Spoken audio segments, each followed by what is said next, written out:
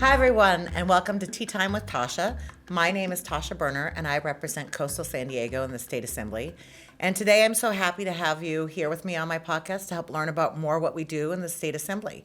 And with me today, I have a great member. She's the chair of our Health Committee, and she is from the 18th Assembly District, Mia Bonta. Thank you so much for joining us, Mia. Thanks for inviting me to tea, Tasha. Can I offer you some tea? Why, yes, you may. It's Thank my you. favorite. I love pumpkin spice. So it's my favorite. Very good for the season. It's very good for the Thank season. you. It's, you know what? I believe in year-round pumpkin spice. That's my thing. So for my listeners, why don't you tell us a little bit about yourself and how you ended up in the state legislature? Well, I represent Oakland, Alameda, and Emeryville. I've lived in Alameda for 25 years. I grew up in New York City and came to California for love and childcare. And ended up here. I did a lot of work before I came to the Assembly in the children and youth space and education and working with families in the nonprofit sector. And just really loved being able to be a part of my amazing community. Have an amazing, strong mother who raised me in New York City and was a part of the Young Lords Party. And as a Puerto Rican and Afro-Latina, that's an incredibly important part of my identity, and the combination of activism and service and the moment really caused me to decide to run for Assembly. And since you've been in the Assembly, you've had several leadership positions, but you're currently chair of health. When you look at California and you look at what we're doing, what do you think the most important thing people need to know about what's going on with healthcare in California? I think right in this moment in time, people need to know that California cares about every person, every resident of California being healthy. And we know that healthcare is just too expensive and that we don't actually have accessible healthcare for every individual. And we can't underestimate this moment in time in terms of what California is facing under this particular federal administration. I think today RFK Jr. was confirmed, and he has a particular view about our healthcare system that is going to be, I believe, kind of challenging for the state of California. So we're in a very serious moment of inflection around what healthcare is going to end up being in the state of California. And I just want people to walk away with the sense that every single legislator is going to fight tooth and nail to make sure that Californians can stay healthy. I have a motto that I'm trying out, which is California should be the healthiest place on the planet. And I love that. I know, and I You should think get we can do signs it. made for our doors. Let's do it. Let's make signs. Yeah. Because I think about that too. I mean, I was going to ask you about this. You're a mom too, and I think dads are great, and moms have a different view in the legislature. When I first came in, there weren't a lot of moms, and now we have a lot of moms. And I think moms have this thing where we care so deeply about our own children, and that extends out to the children of California. And so when I look at our budget, or I look at the cuts that could come for healthcare, and I have moms stop me in the grocery store saying, "What about my kid? Is my kid going to be okay?" And I was like, "As long as your kid stays in California, we're going to figure out a way." Right. Right? But it is this idea that we want our kids to be healthy, and then I extend that out to other people. So Right. how does being a mom influence that? I think for me, so I have 3 kids. Yeah. The oldest is 26. The youngest is 16. They're beautiful kids. I'm so thankful that I get to be their mother. I think when you're a mom and you're a legislator, you can do a couple things really well. One is multitask. It's true. The second is problem solve. Yeah. And the third is bring that orientation of caregiving and nurturing to ourselves, to the legislature, and really how we represent people. I think it's how we're wired, and that's why I think it's an incredible strength. I think it's amazing that we have so many moms in the legislature, and for me, I think as a mom, I want my children to have as many rights and opportunities that I was afforded. And I think for the first time in our history, generations are essentially saying, young people are essentially saying to us, I don't know that my future is going to be better than what you had. Yeah. And I think that's a really scary proposition for parents. I think it is. I think that's a great way of framing it too. I don't know if I've thought about it that way, but it is this thing when I look at young people and I go, just like I'm sure you do, we all go to schools and we all talk to young people, and I always tell them, like, even if you are 18 and you can't vote yet, you have a voice. And I don't know one legislator who wouldn't jump at the opportunity to go speak to young people. But I hear that fear of like, can I afford education? Can I afford going to the doctor when I'm sick?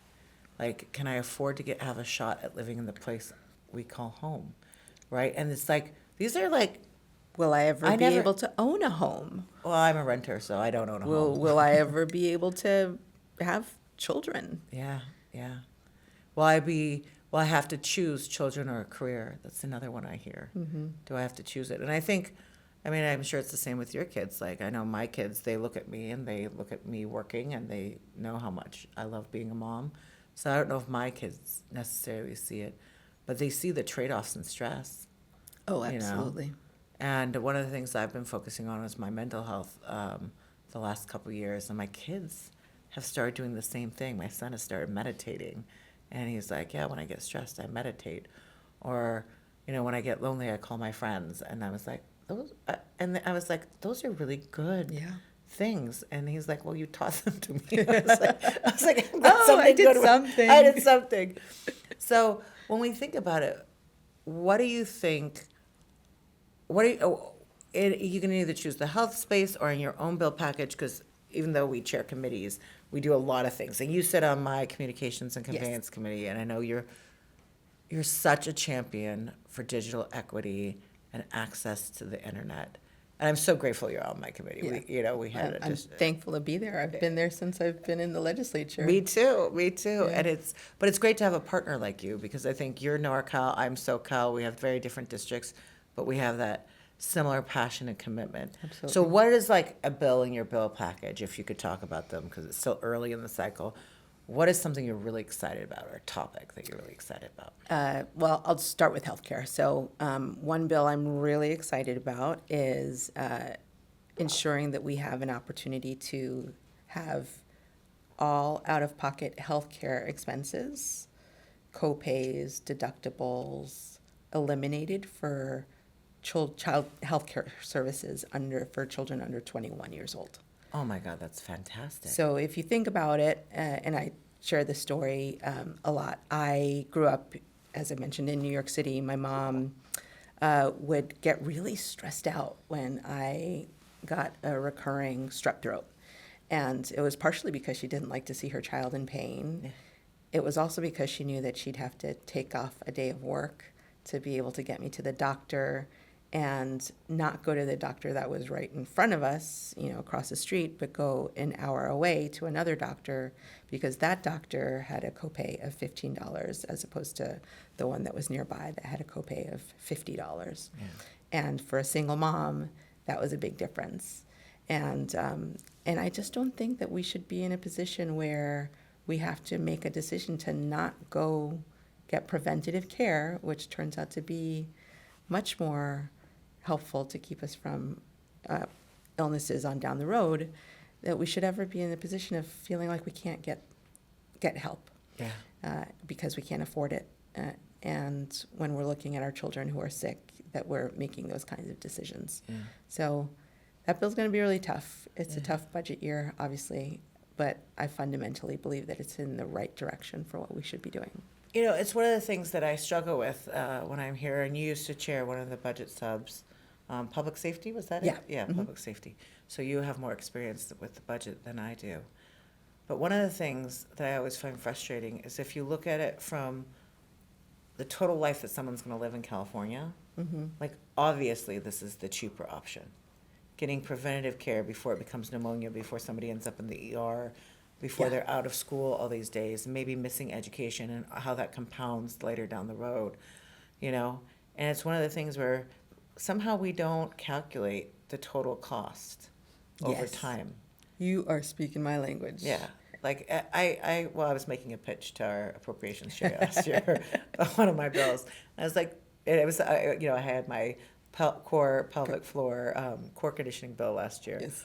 And thank you for passing it up your committee. I appreciate that. And I was trying to make the pitch. I was like, it is so much cheaper to do some yoga and Pilates and strength training in the 6 to 12 weeks postpartum than it is to even have a fraction of the people go in and have a net put in to hold up our bladder or hold up other organs because you have prolapse.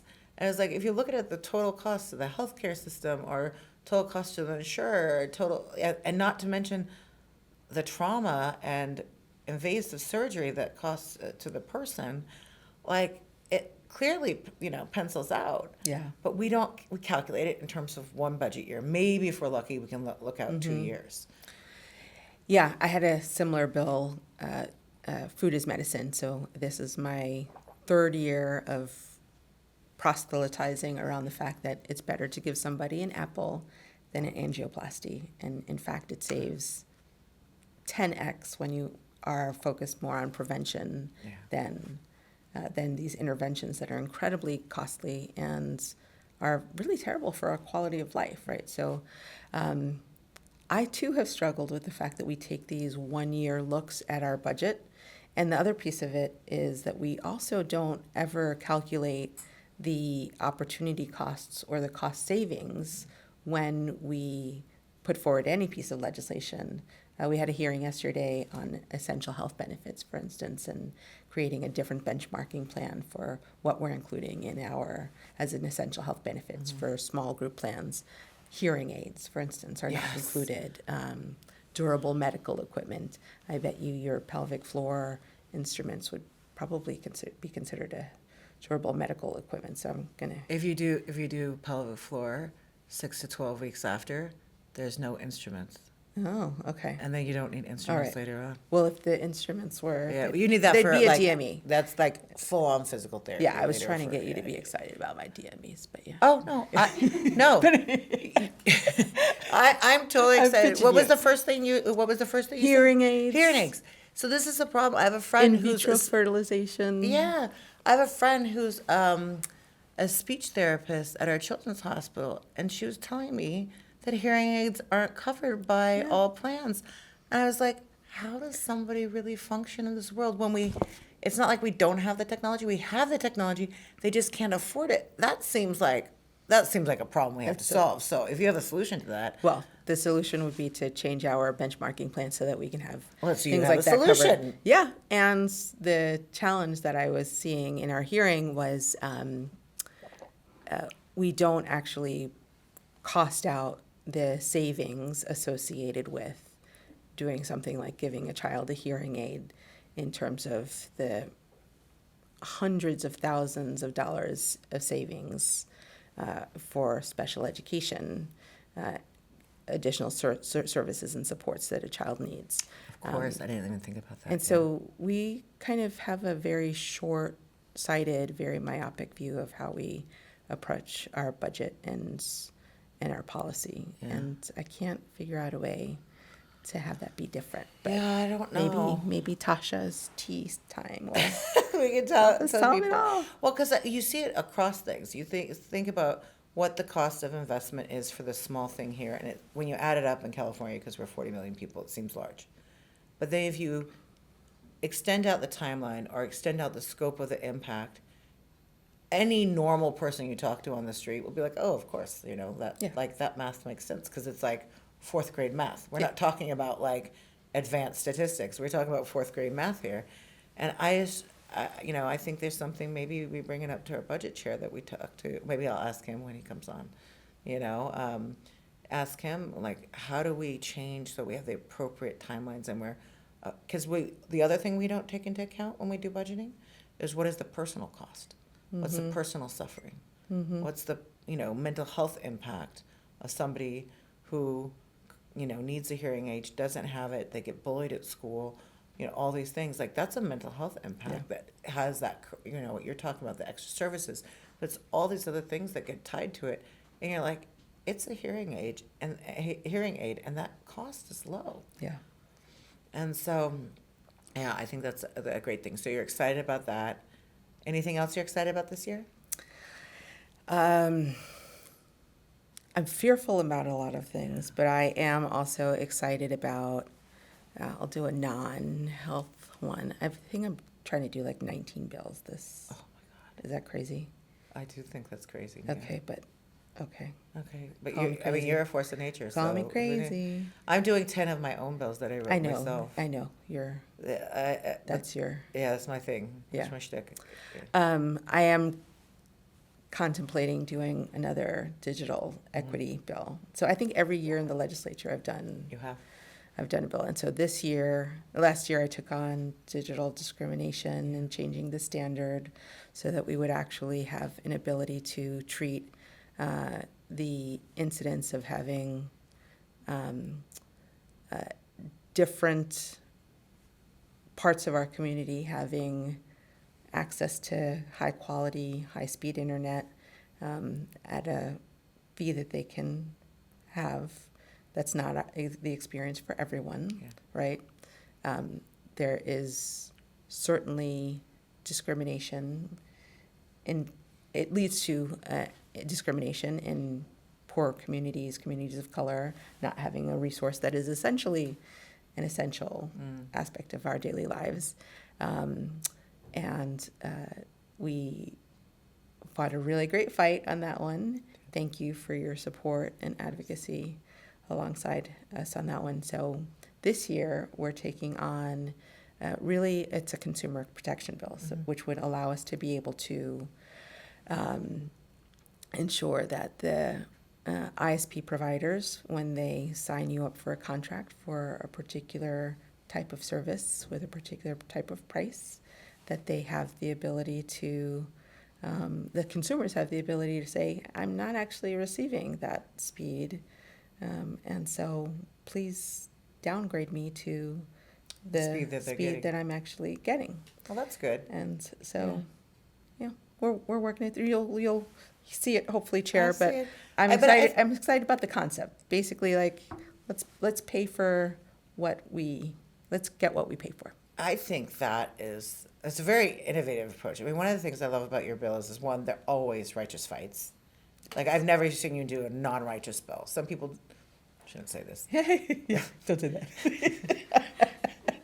We'll talk about us. We'll talk about that We'll talk about you offline. and me. I love that you always have bills that are always, and maybe it's going back to what you said at the beginning, that it comes from your upbringing and how you were raised, but you always have righteous bills. Thanks. And I like the approach because, one of the things that I hear, we hear from lots of people, if you drill down into the categories of what we hear, a lot of it is around consumer protection. And we don't talk about consumer protection enough. Yeah. I think talking about whether it's broadband or healthcare, in terms of, in healthcare we say protecting the patient or protecting the patient-doctor relationship, we talk about that.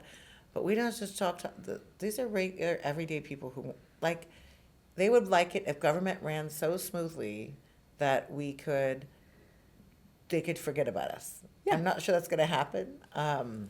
We shall try. But we should try. So I love that concept. Yeah, I think there's a lot we should do to make California more affordable. But I'm getting the sign that we're supposed to wrap it up. Really? So, yes, I know. That was a short tea. I think it was long, and we just thought it felt short. Wow. I don't know. Is your tea done? Did you drink it? No. Oh, you were talking. I was drinking. Okay. Yeah, there you go. I want to thank you for tuning in. Please feel free to like, subscribe, and comment, and share with everyone you know. Until next time, stay curious, California.